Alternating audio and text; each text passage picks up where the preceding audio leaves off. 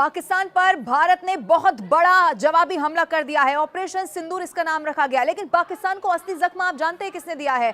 पाकिस्तान को असली जख्म दिया है एलएमएस ड्रोन ने, जिसका इस्तेमाल इस बार किया गया। खास तौर पर एलएमएस ड्रोन का इस्तेमाल किया गया है। और देखिए 21वीं सदी का एक ऐसा हथियार जो दुश्मन को सोचने तक का मौका नहीं देता। इसके बारे में मैं आपको बताती हूँ। अलग अलग ड्रोन इसमें है। नगास्ट्रा 1 के बारे में सबसे पहले आपको बताएं तो इसकी रेंज आप देख लीजिए, 15 से 30 किलोमीटर की रेंज वाला ये ड्रोन है। उड़ान 60 मिनट तक। इसी से अंदाजा लगाया जा सकता है कि कितना महत्वपूर्ण यहां पर साबित हुआ। और एक ऐसा पोर्टेबल ड्रोन सिस्टम है जिसे बहुत कम समय में लॉन्च किया जा सकता है। 1 किलोग्राम हाई एक्सक्लूसिव जो वॉरहेड है वो इसका बताया जा रहा है। इसके अलावा इंफ्रारेड सेंसर से लेस है, रियल टाइम निगरानी रखता है 2 मीटर तक। यानी कि देखिए आप ऐसे भी समझेंगे तो सटीक हमला जो है 2 मीटर तक ये यहां पर कर सकता है। इसीलिए इस बार हवा में जाने के बाद एक टारगेट के पास जो मंडराता है और सही वक्त पर खुद को लक्ष्य से टकराकर विस्फोट यहां पर कर लेता है। इसके अलावा ALS-50 भी इसमें शामिल है। इसकी रेंज आप देखेंगे तो आपको इसकी ताकत का अंदाजा होगा। इसकी रेंज है 50 किलोमीटर, उड़ान 60 मिनट। इसकी भी कई तरह के जो विस्फोटक हैं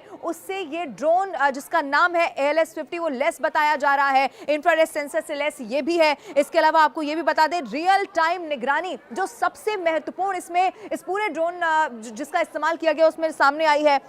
और फिर यही 2 मीटर तक, यानी कि बहुत फासला नहीं होता है, 2 मीटर तक सटीक हमला ये कर सकता है। इसीलिए जो 9 अलग अलग जगहों को टारगेट किया गया, एक भी जो निशाना है वो यहां पर चूका नहीं। अब वॉरमेट की बात करते हैं। रेंज इसकी भी 30 किलोमीटर है। उड़ान 10 मिनट और ज्यादा आप लगा लीजिए। पहले 2 की 60 थी, इसकी 70 मिनट तक की जो उड़ान है वो बताई जा रही है। Bomb, thermobaric, anti tank, high explosive, infrared sensor से लेस बताया जा रहा है, जो अपने आप में इसको बहुत ताकतवर यहां पर बताया जा रहा है। देखिए इसे एक सैनिक भी ऑपरेट कर सकता है और रियल टाइम में इसे नियंत्रित भी किया जा सकता है। इसकी ये भी एक खासियत है। रियल टाइम निगरानी जैसा मैंने आपको बताया इसकी खासियत है। 150 किलोमीटर प्रति घंटा से ये हमला कर सकता है। जमीन, पानी, हवा कहीं से भी इसे लॉन्च किया जा सकता है। इसके अलावा आप स्काई स्ट्राइकर की भी बात करते हैं। इसकी रेंज आप यहां पर देख लीजिए, 100 किलोमीटर की इसकी रेंज है। इसीलिए पाकिस्तान को जो इतना नुकसान वहां पर जो आतंकी कैंप्स है जिनको टारगेट किया गया, ठीक वहीं पर जाकर निशाना लगा। उड़ान और अब आप डबल कर लीजिए, पहले 60 थी, 120 मिनट इसकी उड़ान का ये जो ड्यूरेशन है वो बताया जाता है। 5 से 10 किलोग्राम